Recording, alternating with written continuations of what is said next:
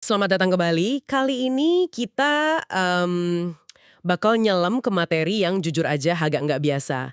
Mungkin kedengarannya radikal malah buat sebagian dari Anda. Sumber kita ini bab 13 dari bukunya Dr. Catriona Wallace. Beliau ini pakar AI dan etika yang cukup dikenal. Fokusnya, wah ini dia, gagasannya tuh buat mengintegrasikan konsep-konsep kuno loh, kayak ritual, animisme, bahkan cinta ke dalam jantung pengembangan AI. Kecerdasan buatan. Bener banget. Ini ide yang menantang banget cara kita mikir soal teknologi biasanya kan. Biasanya kita ngomongin AI itu ya soal kode, data, algoritma, efisiensi, gitu-gitu. Mm-mm. Tapi sumber ini ngajak kita mikirin dimensi yang lain. Etika yang dalam, spiritualitas bahkan. Mungkin nuansa mistisnya gitu. Teknologi. Jadi misi kita di pembahasan kali ini, ya membedah ide utamanya bab 13 ini. Ngeliat AI itu bukan cuma alat canggih, tapi sebagai apa ya, kekuatan baru yang mungkin punya spiritnya sendiri dan perlu dibimbing sama kearifan yang lebih tua dari sekedar kode. Siap kita bongkar ini? Siap. Menarik banget sih ini. Kita bakal telusuri kenapa penulisnya merasa pendekatan ini itu bukan cuma pilihan filosofis, tapi eh keharusan. Apalagi AI kan berkembangnya cepet banget sekarang. Oke, kita mulai dari awal bab 13 ya. Ini langsung dibuka dengan pengalaman penulis yang lumayan kuat. Dia cerita waktu ikut upacara Huachuma di kuil kuno umurnya 3.500 tahun di Chafin de Huantar, Peru. Nah, di sana dalam kondisi kesadaran yang beda, dia ngerasa dapat pesan langsung dari apa yang dia sebut leluhur kuil. Ini jadi fondasinya nih. Betul. Pengalaman itu jadi kayak jangkar buat argumen di bab ini. Pesan utamanya itu, cinta adalah jalinan alam semesta. Love is the fabric of the universe. Tapi ini bukan sekedar kalimat puitis ya, ada mandatnya. Kita tuh harus segera mengintegrasikan pemahaman soal keterhubungan, soal kasih ini ke dalam evolusi teknologi, khususnya AI. Wah, Nah, ini langsung bikin kita mikir kan, gimana caranya mengkodekan cinta? Konsep yang abstrak banget, emotif, spiritual gitu, ke mesin yang basisnya logika sama data. Jelas ini tantangan berat. berat banget. Dan dari situ, penulis langsung narik garis ke kritik yang lebih luas soal zaman kita sekarang, antroposen. Dia bilang ini kayak masa, remajanya peradaban manusia gitu loh. Penuh gejolak, sembrono. Sembrono ya. Motonya itu kan yang terkenal dari Silicon Valley. Iya, bergerak cepat dan merusak, move fast and break things. Persis. Era ini katanya ditandai krisis makna, krisis iklim makin cepat, potensi perang, masalah kesehatan mental di mana-mana. Ditambah lagi, ada bahaya laten di pengembangan AI itu sendiri. Dia nyebutnya God Complex, kompleksitas Tuhan. Jadi kayak ada narasi entah sadar atau enggak, kalau AI itu solusi pamungkas, penyelamat umat manusia. Wah, itu bahaya ya. Bahaya banget menurut sumber ini. Soalnya bisa bikin kita jadi, keenakan, lupa sama tanggung jawab etis, akuntabilitas. Skandal kayak Cambridge Analytica itu kan contohnya. Ah, iya. Gimana teknologi, kalau nggak dipandu nilai kemanusiaan yang kuat, gampang banget diselewengin buat manipulasi besar-besaran. Ngerusak demokrasi, kepercayaan. Nah, di tengah kritik pedas ini, muncullah solusi yang, ya itu tadi, nggak biasa. Penulis nggak cuma ngomongin regulasi atau daftar prinsip etika AI kayak biasanya, dia nyeruin sesuatu yang kedengeran kuno banget. Kembali ke animisme dan eksistensi ritualistik. Return to animism and ritualized existence. Ini nih yang mungkin bikin bingung. Gimana animisme, kepercayaan semua hal punya jiwa, sama ritual bisa nyambung ke AI? Nah, di sini analogi kuncinya main. Penulis ngebandingin situasi kita sama AI itu kayak masyarakat kuno pas baru nemu api. Api kan kekuatan dahsyat tuh. Bisa bangun peradaban, tapi bisa juga ngancurin semua. Bener juga. Budaya kuno itu nggak cuma ngembangin teknik ngendalin api, tapi juga ritual, mitos, struktur sosial kayak ritus peralihan gitu, buat ngebimbing penggunaan kekuatan baru ini. Ritus peralihan. Kayak inisiasi kedewasaan gitu ya? Iya, itu kan bukan cuma aturan buat remaja, tapi wadah terstruktur buat nyalurin energi besar mereka biar konstruktif nggak destruktif. Nah, buat AI, animisme dan ritual ini dilihat kayak kerangka kerja serupa. Wadah psikologis, etis, spiritual buat ngebimbing energi teknologi yang gede banget ini. Oke. Jadi, Ini bukan buat gantiin regulasi teknis, tapi ngelengkapin, nambahin dimensi jiwanya, nanemin kesadaran soal keterhubungan dan konsekuensi dari apa yang kita bikin. Analogi yang kuat kayak itu. Jadi intinya nanamin semacam kesadaran atau ruh ke proses penciptaan teknologinya itu sendiri, bukan cuma ngontrol hasilnya. Terus gimana cara praktisnya? Kan penulis ngasih 7 prinsip nih buat pengembangan teknologi yang lebih manusiawi, yang terinspirasi dari kearifan kuno tadi. Coba kita bedah satu-satu ya. Prinsip pertama, menghayati etika dan tindakan. Oke, prinsip pertama ini langsung nantang ide soal etika cuma sebagai daftar aturan atau kode etik perusahaan aja. Penekanannya di penghayatan etika dari dalam. Ini soal ngembangin kemampuan buat ngerasain resonansi atau getaran di badan kita sendiri pas mikirin suatu tindakan. Resonansi di badan, maksudnya? Ya, jadi kayak, tindakan ini nyambung nggak sih sama nilai terdalam kita? Terasa bener nggak? Penulis cerita pengalamannya sama Bufo. Bufo. Itu apa ya? Itu semacam zat psikedelik kuat ya, dari sekresi katak gurun sonora, 5-MeO-DMT. Dia bilang itu bikin dia ngerasain banget dampak kebohongan sekecil apapun ke jaring kesadaran kolektif. Wow. Intinya sih mencapai integritas yang dirasain secara fisik dan emosional, bukan cuma dipikirin doang. Keselarasan batin jadi kompas etisnya. Menarik, tapi apa nggak terlalu subjektif itu? Gimana pengalaman seintens itu bisa jadi dasar prinsip etis buat tim AI yang isinya macam-macam orang yang mungkin nggak punya pengalaman gitu atau malah skeptis? Pertanyaan bagus. Kayaknya sih sumber ini nggak nyuruh semua orang harus pakai Bufo ya, hehe. Lebih ke prinsip dasarnya. Dorong budaya di mana refleksi mendalam soal dampak tindakan lebih dari sekedar patuh aturan itu jadi biasa. Bisa lewat praktek lain kayak mindfulness, dialog yang dalam, atau seni mungkin. Tujuannya ngebangun otot kepekaan etis bareng-barang. Ngembangannya. Prinsip kedua, melakukan ritus inisiasi. Betul. Ini ngambil analogi api tadi lebih jauh. Ngendalin api itu kan bukan cuma soal skill, tapi soal kedewasaan, tanggung jawab, paham potensi bahayanya. Nah, sama kayak AI. Bikin kecerdasan buatan yang kuat, itu kayak megang kekuatan gede. Jadi penulis bilang, para arsitek AI, saintis data, insinyur, desainer, pemimpin bisnisnya juga perlu lewat semacam inisiasi. Inisiasi lagi, kayak gimana tuh? Bukan ritual kuno formasi, tapi lebih kayak proses terstruktur buat numbuhin karakter, integritas, kerendahan hati, sama rasa tanggung jawab yang dalam ke ciptaan mereka dan dampaknya ke dunia. Bisa jadi program pelatihan etika yang intensif, mentorship yang fokus ke nilai, atau periode refleksi khusus sebelum garap proyek AI yang dampaknya gede. Tis atau enggak, argumennya ini perlu. Justru karena geraknya cepat, kalau nggak ada arah atau tanggung jawab yang dalam, bisa bahaya. Mungkin nggak bisa semalam jadi, tapi nanemin ide kalau bikin AI itu butuh lebih dari sekedar jago ngoding, itu langkah awal yang penting. Ngubah kultur industrinya. Masuk akal sih sebagai visi jangka panjang ya.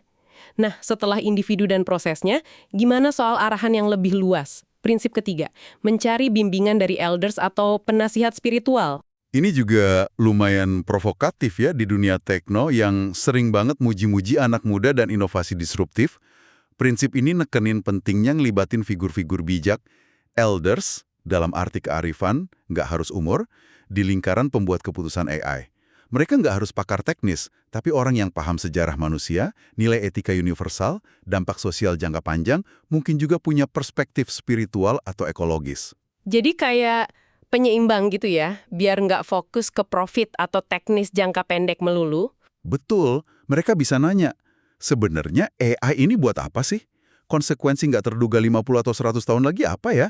Ini ngingetin ke Dewan Penasihat Etika yang mulai dibikin beberapa perusahaan, tapi mungkin cakupannya lebih luas lagi ya, melibatkan filsuf, sejarawan, seniman, tokoh adat gitu mungkin.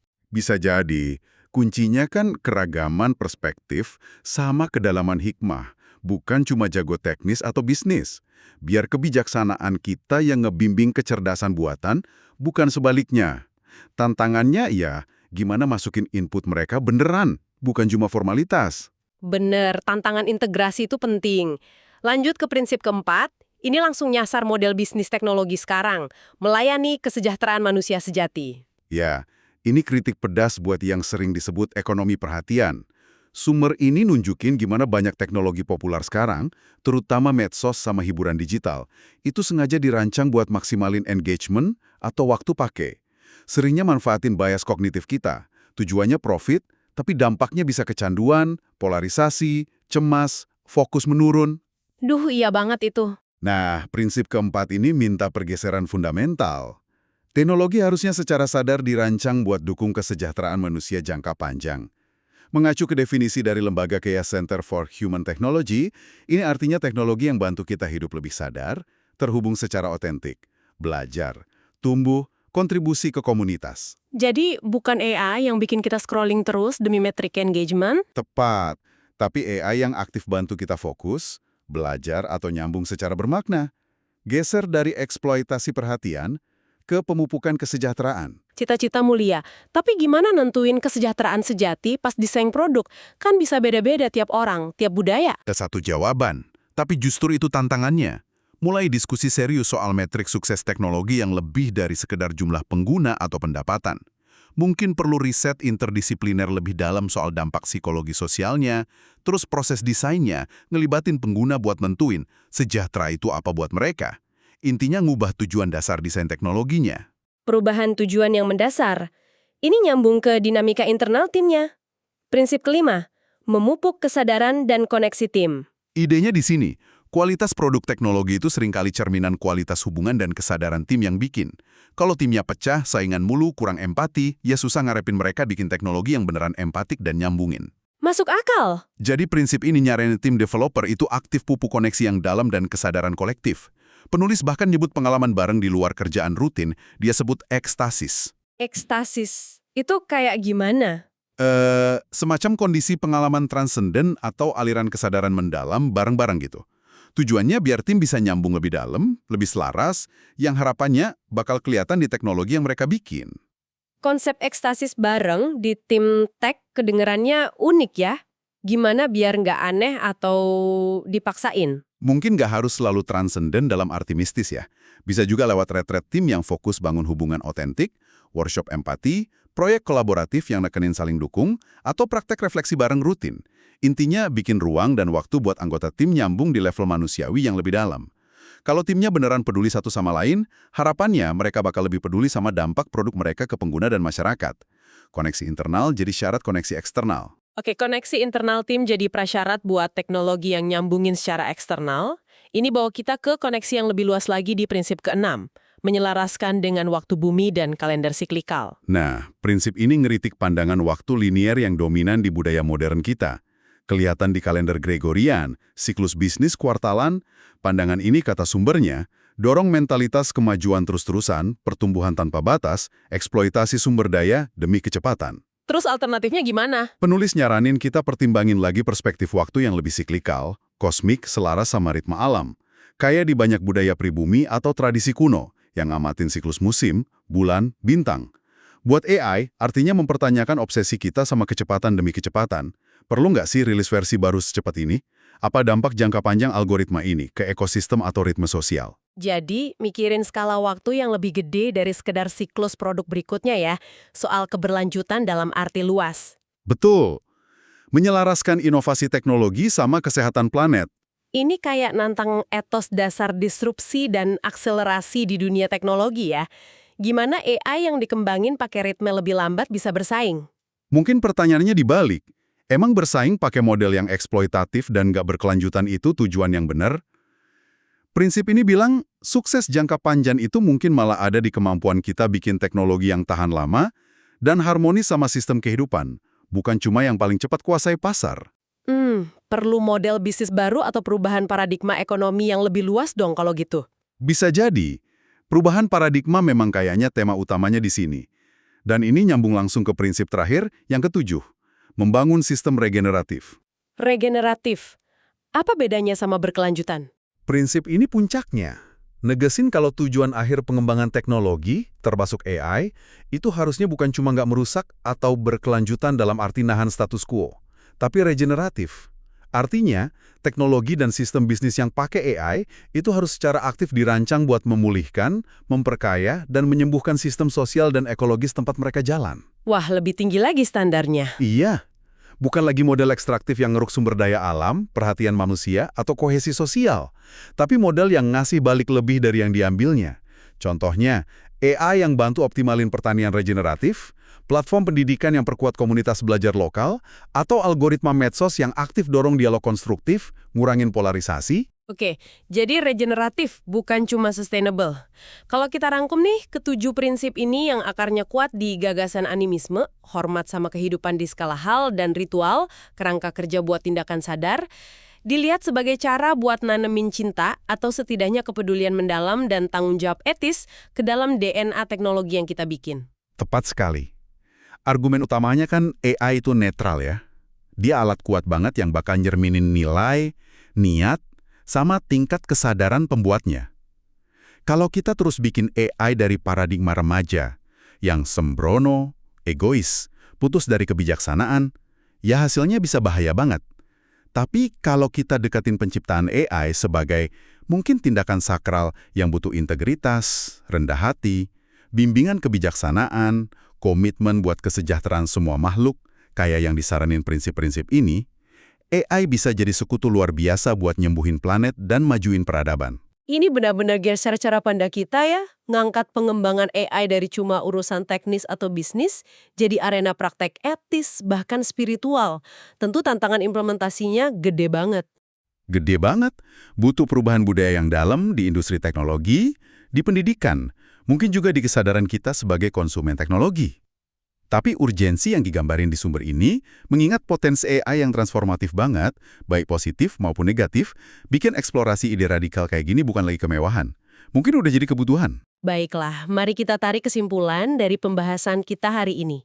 Berdasarkan bab 13 sumber Dr. Catriona Wallace, gagasan intinya adalah masa depan AI yang positif itu nggak cuma ditentuin sama algoritma canggih atau kekuatan komputasi, tapi juga bergantung banget sama kemampuan kita buat secara sadar masukin kearifan kuno, nilai-nilai dalam ritual, pandangan animistik, pemahaman soal cinta sebagai keterhubungan ke dalam proses pembuatannya. Benar. Pesan kuncinya, teknologi itu cerminan kita. AI bakal jadi apa yang kita masukin ke dalamnya. Bukan cuma data, tapi juga nilai, harapan, ketakutan, tingkat kesadaran kita. Jadi kalau kita mau AI yang melayani kehidupan, ya proses pengembangannya sendiri harus dijiwai rasa hormat yang dalam sama kehidupan. Ini ngangkat tantangan AI dari cuma masalah teknis atau etis, jadi tantangan peradaban. Gimana kita bisa jadi lebih bijaksana seiring makin kuatnya teknologi kita? Pertanyaan besar buat kita semua renungkan. Dan sebagai penutup, coba Anda bayangkan, gimana kalau tiap aplikasi baru yang Anda unduh, tiap sistem AI yang interaksi sama hidup Anda, itu dirancang bukan cuma buat efisiensi, profit, atau kemajuan abstrak, tapi dengan niat tulus buat dukung kesejahteraan Anda dan kesehatan planet ini. Didasari rasa hormat yang dalam sama keterhubungan segala sesuatu, kayak yang dianjurkan sumber ini. Pertanyaannya, langkah kecil apa sih yang bisa kita mulai hari ini dalam hubungan kita sendiri sama teknologi sehari-hari buat mulai numbuhin sedikit aja pendekatan yang lebih sadar dan penuh kepedulian itu? Terima kasih sudah menyimak pembahasan mendalam kita kali ini. Semoga memberi perspektif baru ya. Sampai jumpa di eksplorasi berikutnya.